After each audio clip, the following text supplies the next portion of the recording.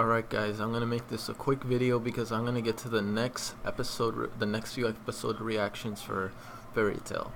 So what I want to talk about first and foremost, woo, that opening was fire though. That opening was such heat.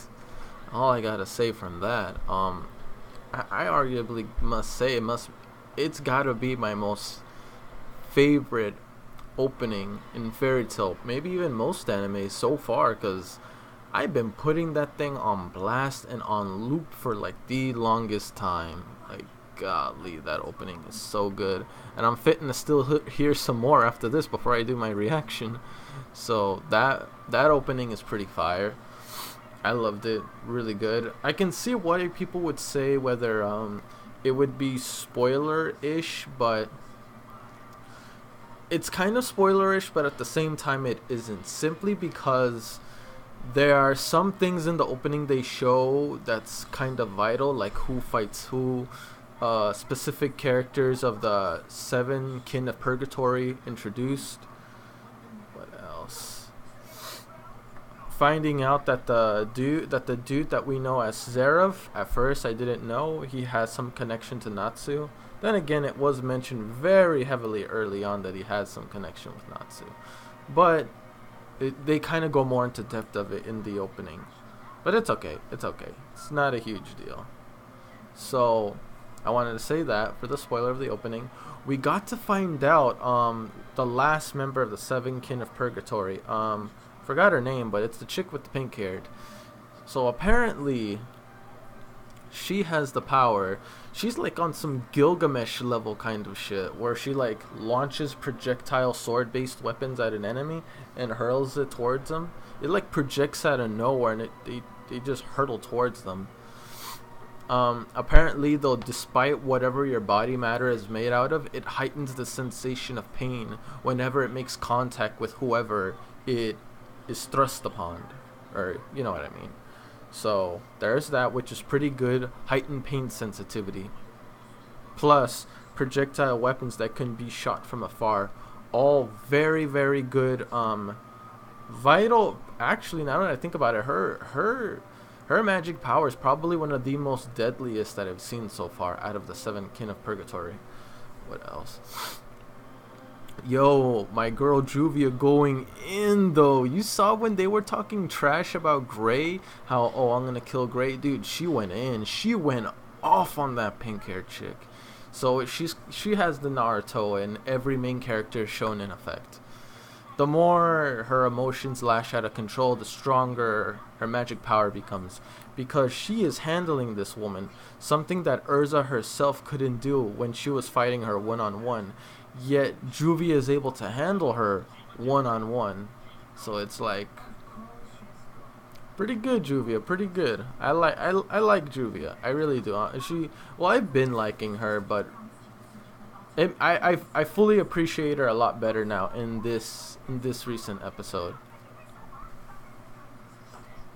We find out that the pink hair chick's objective, while at the same time the group's objective, is to kill Gray, simply because Altur believes, or I'm not sure if she's really grieving over Or's death.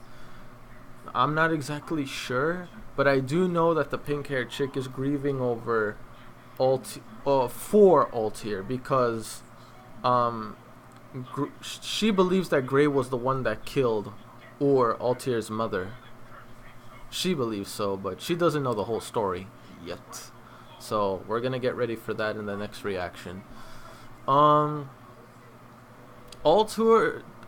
is being trailed by Gray, and he already knows that she looks exactly like Or. So that's gonna keep him tagging along to Altair for quite a while, figuring out like, oh, why does she look like my master, this and that, what's her objective, she's one of the enemies that just got into our sacred grounds, yada yada yada, you know what I mean? So with that in mind, I will say that I wonder if Gray is gonna somehow get captured or invade the Seven Kin of Purgatory to the point to where he kind of disrupts their plans. I feel like Gray could possibly be that Achilles heel that could disrupt their plans. Possibly, I could be wrong, simply because of what he could do or how he can provide himself in toward this situation. Because right now, Fairy Tail is in a pretty bad situation. Trust me, it's bad. It's bad. So Gray could possibly turn it around for the better or make it for the worst. Who knows? All I know is it's getting good. It's getting really good. Even though it was one episode, I was surprised. Like, didn't expect it to be this good. But yeah.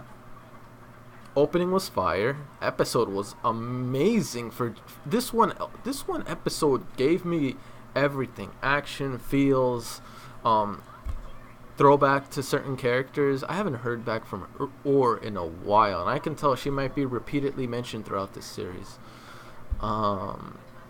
But other than that, yeah, that's it. I don't want to make this video too long because I still need to get to the next episode of Fairy Tail, episode 11 through 13. Yeah. Last thing I want to say is, guys, how can I put this? What can I leave off on a high note? In your opinion, by comparison, who would you like more between Juvia and this pink-haired chick? And if you can tell me the pink-haired chick's name, that'd be nice. Or just a whole list of sins of 7 kin of purgatory. I know someone mentioned it to me before, but I forgot. I apologize. If you mention it again, I will definitely take a look at it and I will memorize it.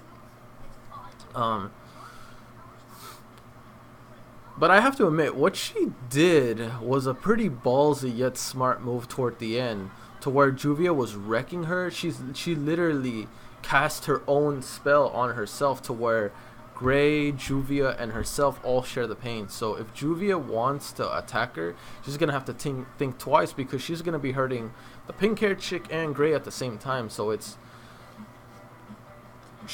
was a pretty ballsy move, but at the same time pretty clever too, because she feels like she wouldn't do anything to hurt Gray. Juvia was kind of dumb letting herself know that how much she cares for Gray, because now the enemy obviously used it against her. If she never mentioned any of that, she probably would have had the edge in this fight. But who can really predict that? So it happens. It was just a very convenient trap. But other than that, yeah, that's it. Who do you guys like more between these two, and who do you think is the strongest between the pink-haired chick and Juvia? Do not tell me the reasons why. I'm sure later on in this series I'll find out myself. Is this pink-haired girl or any of the 7 kin of purgatory gonna be like any long-term characters, or is it kind of like the Arashio and Sace and every other people Fairy Tail encountered in the past from previous arcs? Some come back, some just don't come back, period. Like Urza's group, Gray, the group that went after Gray. I mean, the village comes back and forth between being mentioned between the series.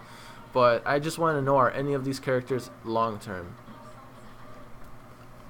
Another thing I want to find out: what's the deal with that dude in the end that caused a huge tremor underneath the ship of the 7 kin of purgatory?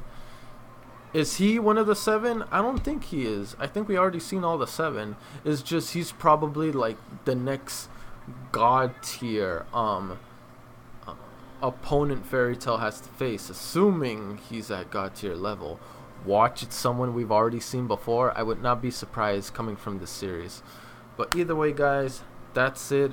I'm off. Gotta upload this and do my reaction for episodes 111 through 113. I'll catch you there, guys. Peace.